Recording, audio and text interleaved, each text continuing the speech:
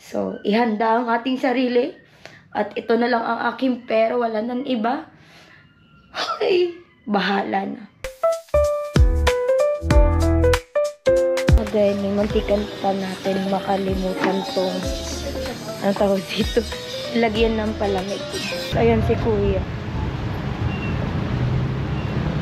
Nakakangalay sa leeg. Uy, nauubos lakas ko. Kulang na lang maputulan ako ng leeg. Yun lang yun? Ba't ang bilis ng biyahe? Dito na ba tayo? Coca-Cola pa.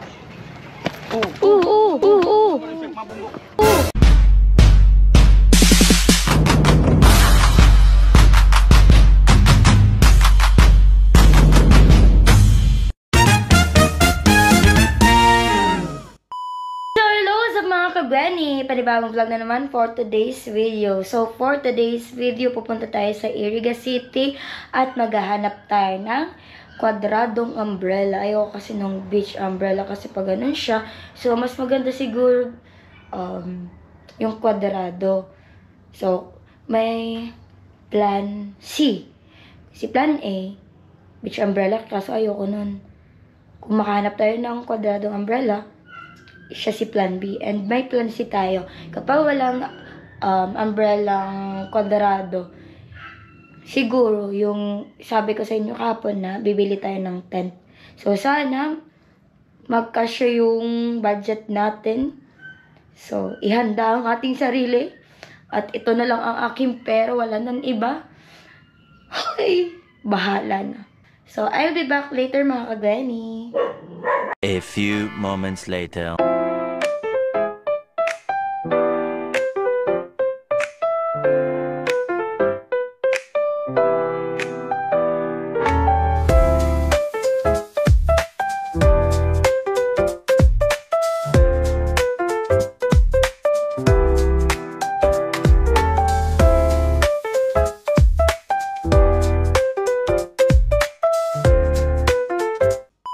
So, ayun mga kaganyan dito kasi sa general na Chanda. And ano ko kay Kuya tong bibilin namin kan kasi para matansya namin kung sakto to dun sa pwesto namin dun sa Boulevard. So, I think kukunin na namin yan. So, abangan mga kagwani kapag hinilatag na namin dun sa Boulevard later. So, see you there.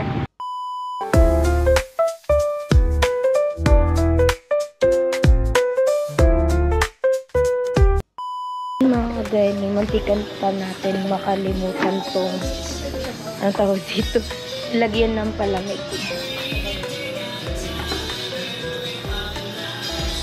Tinatry mo na ni ate kung may butas ba yun.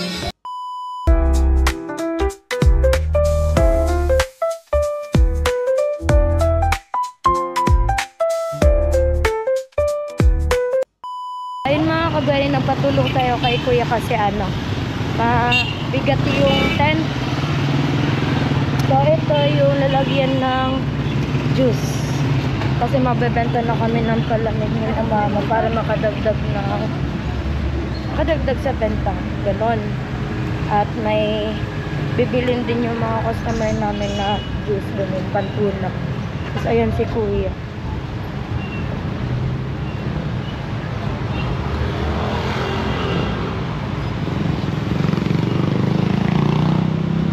Thank you, Kuya.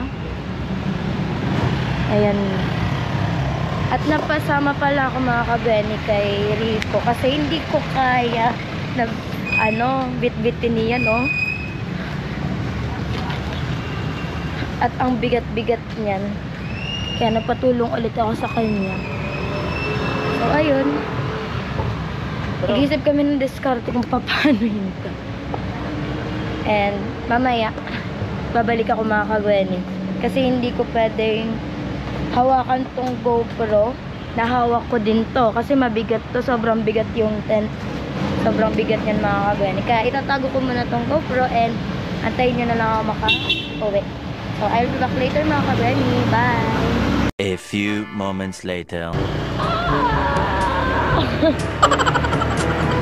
So, ayun mga ka-granny, nagawa naman ng paraan kaya mabablog tayo.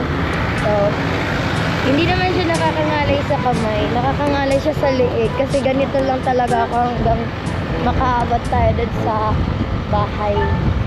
So, makauwi tayo, ganon. So, ayan. Woo! Papadalhin ako ng hangin kasama nitong napakabigat na tent. So, ito mga ka-granny, yung tent, yung halaga niya is 3,280 and itong lalagyan ng juice is 320 pesos. So, yung budget na binigay sa atin ni Kuya Noli is for me po. Yun, hindi yun para sa tindahan or kung ano pa man. Sa akin po talaga yung budget. So, yung mga natitira kong budget dito is naubos na. Ito na lang binili ko, yung tent and yung ilagyan ng palamig yung juice para makatulong din tayo kahit paano kay mama.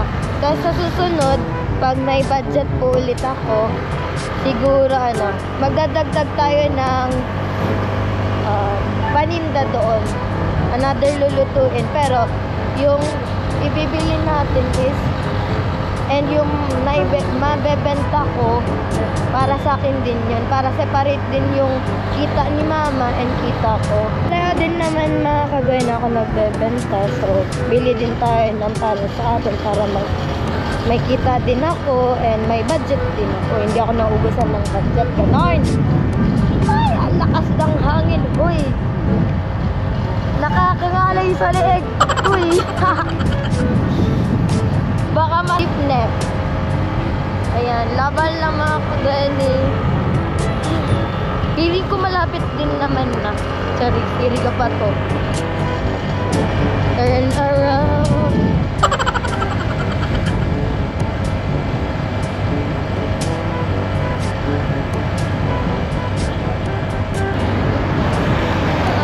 Baka mahulog tayo mga kagani. Pero laban.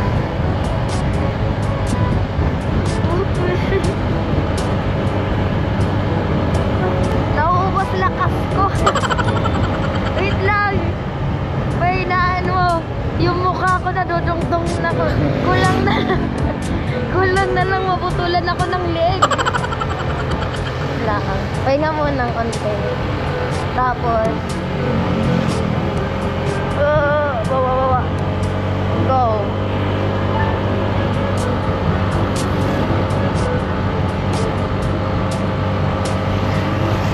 Ayun, masakit na. Masakit na sa leeg mga kagwen. I'll be back later. A few moments later. So, ayun mga kagwen. Yung itsura namin dito parang magde-deliver kami ng parcel. Ganyan oh. Grabe. Bigat.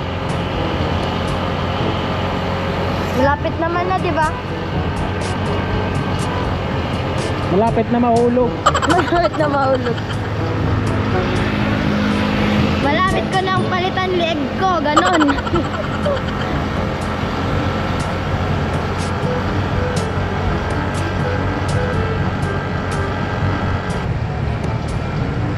Ayan, welcome to Bato. Malapit na.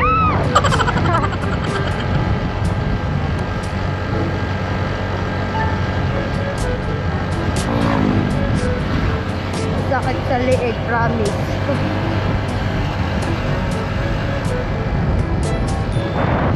Nauubos yung lakas ko mga kagwenit dito sa napakabigat natin. Tapos yung hangin pa, napakalakas. Nayuyupi na yung pagmumukha ko. Ang bigat. Tent versus face ko. Tent versus neck ko. Aroy, sakit. Wow. So, ayun mga kagweni, naririnig niyo pa ako? Naririnig ba ako? Oo. Dito na kami sa Bolivar.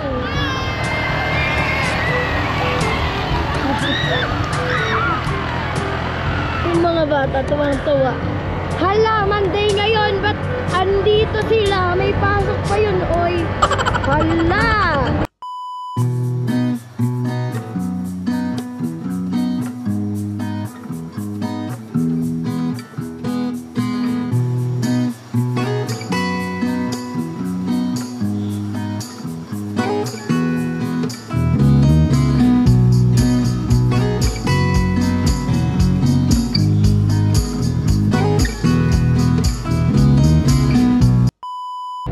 lang yun?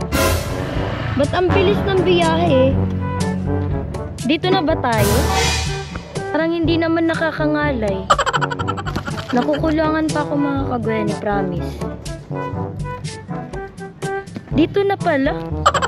Dito na? Dito na sa bahay? Nakakangalay mga kagweni. Ang sakit. Ngayon ko lang na-realize. Nakakangalay. Ayan na. Lalatag na yan mamaya. So, ang alam nila mama, ang bibilhin, yung maliit na tent lang or yung yung kwadradong umbrella, yun ang ina-expect nila. So, ayan. At may sakto naman dun sa budget ko. Talagang saktong-sakto at wala na akong pera dito. Okay na yan. At yun na nga, sabi ko, para makatulong na din tayo kay mama.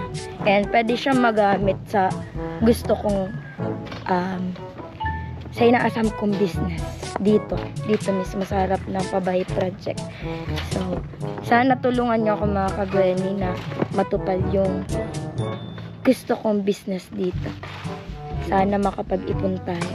Ayan. May nalagyan na tayo ng juice at yun na yung tent. So, di ko alam kung ano magiging reaction nila mama later kung gaano kalaki ang tent. 1 hour later. So, ayun mga kagweni, nilagay na po nila sa taas yung tent at nagtutulong-tulong na po sila para maikabit yan kasi hindi po namin alam yun. Kaya, go, tulong-tulong na. Wait lang.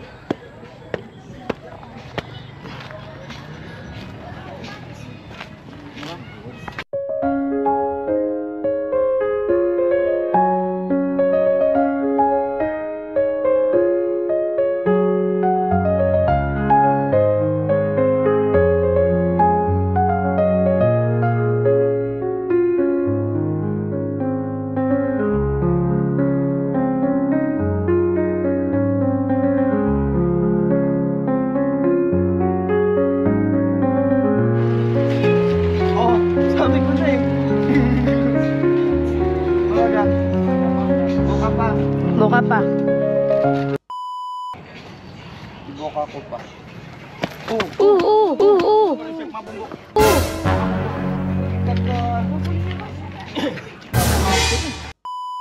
Madidisgrasya si Stacy.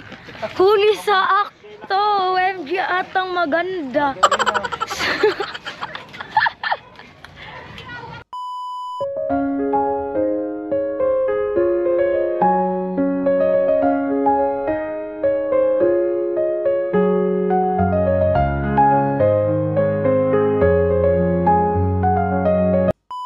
Uniform sa Pabahay Project, red rin yung bubong niya.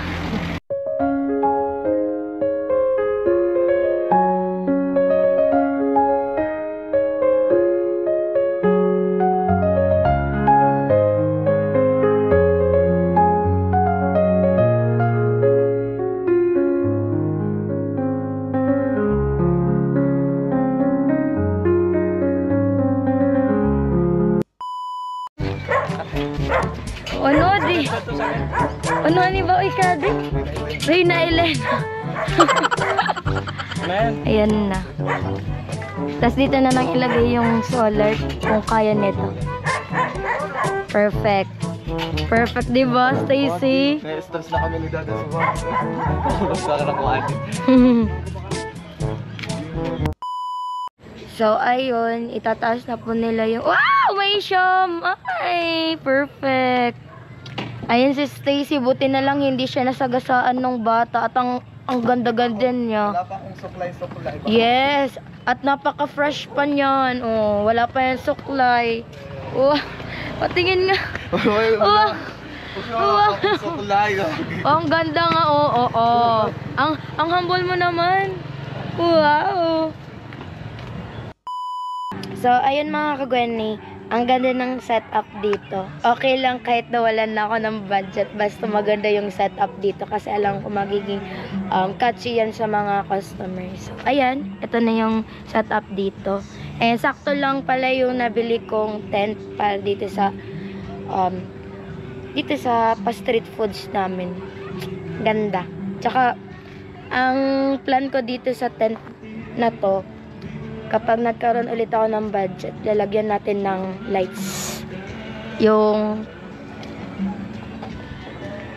ball lights. Basta maganda yun. Yung parang nasa nasa food court ka noon kapag gabi. So, tamang-tama yun dito sa Boulevard.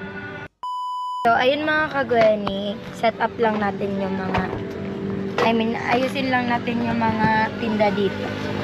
Come on. Back natin. And perfect! Si hotdog dito na. Kasi siomay dito. Para may pilihan sila.